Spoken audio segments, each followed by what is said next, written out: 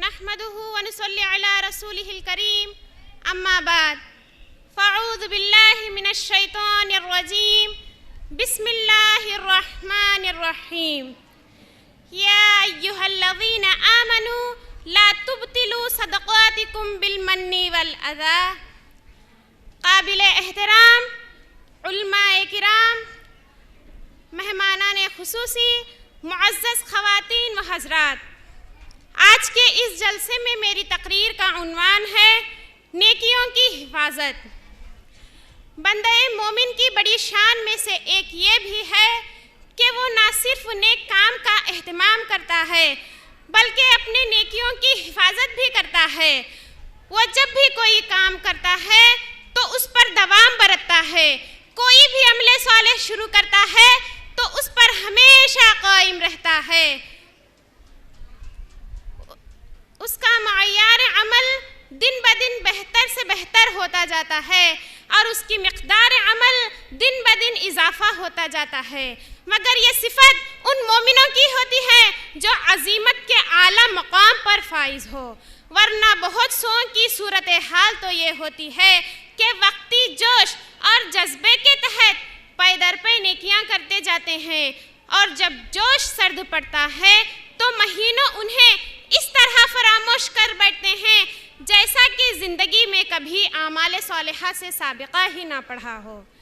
ایک موقع پر نبی کریم صلی اللہ علیہ وسلم نے اپنے ایک جلیل القدر صحابی حضرت عبداللہ بن عمرو بن عاص رضی اللہ تعالیٰ عنہ سے خطاب فرمایا، اے عبداللہ، فلاں شخص کی طرح نہ ہو جانا کہ وہ تہجد کا اہتمام کرتا تھا، پھر یہ اس نے اہتمام ترک کر دیا.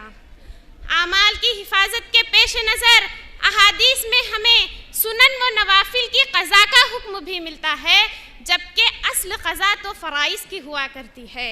عن عمر بن خطاب قال قال رسول اللہ صلی اللہ علیہ وسلم من نام عن حزبه من اللیل او عن شرع منه فقرعه ما بین صلاة الفجر و صلاة الظہر کتب له کأنما قرعه من اللیل. عمر بن خطاب رضی اللہ تعالیٰ عنہ سے روایت ہے کہ نبی کریم صلی اللہ علیہ وسلم نے ارشاد فرمایا، جو شخص رات کے وظیفے یا اس کے کچھ حصے سے سو جائے پھر وہ اسے نماز فجر اور نماز ظہر کے درمیان پڑھ لے تو اس کے حق میں اتنا اجر و ثواب لکھا جائے گا گویا کہ اس نے اسی رات میں ہی عبادت کی ہو. ایک مرتبہ کچھ مہمانوں کے استقبال کے سبب میں نبی کریم صلی اللہ علیہ وسلم کی ظہر بعد کی سنت چھوٹ گئی تو آپ نے اس کی قضا عصر بعد کی. رمضان میں اعتکاف کا احترام کرنا نبی کریم صلی اللہ علیہ وسلم کا معمول تھا، مگر ایک سال کسی وجہ سے آپ نے اعتکاف کا ارادہ ترک کر دیا تو آپ نے اس کے بعد والے مہینے شوال میں اس کی قضا کی. سنن و نوافل کی قضا واجب نہ ہونے کے باوجود نبی کریم صلی اللہ علیہ وسلم کا اہتمام ہمیں بتاتا ہے کہ بندے مومن کو اپنے نیکیوں کی حفاظت کرنی چاہیے. احادیث میں اس بات کی تعلیم دی جا رہی ہے کہ اگر کسی کا رات بھر جاگ کر عبادت کرنا معمول ہو، وہ کسی وجہ سے رات بیدار نہ ہو پائے تو اسے چاہیے کہ فجر میں اس کی قضا کر لے، چاہے وہ معمولی تلاوت ہو یا تہجد یا ذکر و اذکار. ایسا کرنے سے اس شخص کے نامہ اعمال میں اتنا اجر و ثواب لکھا جائے گا جتنا کہ رات بھر عبادت کرنے پر لکھا جاتا ہے. خود نبی کریم صلی اللہ علیہ وسلم کے متعلق ام المؤمنین حضرت عائشہ رضی اللہ تعالی عنہا بیان فرماتی ہیں کہ کبھی رات مرض یا کسی اور وجہ سے نبی کریم صلی اللہ علیہ وسلم بیدار نہ ہو پاتے تو دن میں اس کے بدلے 12 رکعت نفل نماز پڑھ لیا کرتے تھے۔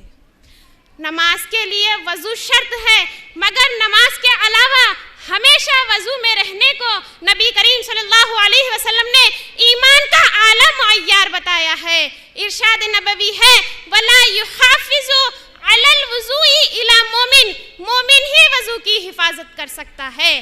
نبی کریم صلی اللہ علیہ وسلم کے چہیتے اور مقرب صحابی حضرت ابو ہریرہ رضی اللہ تعالی عنہ کو 3 باتوں کی وصیت کی تھی، جس کے متعلق حضرت ابو ہریرہ نے اپنے عزم کا اظہار ان الفاظ میں کیا کرتے تھے، لا ادعوہن حتی اموتا، میں تادم حیات ان 3 باتوں پر عمل پیرا ہوں گا۔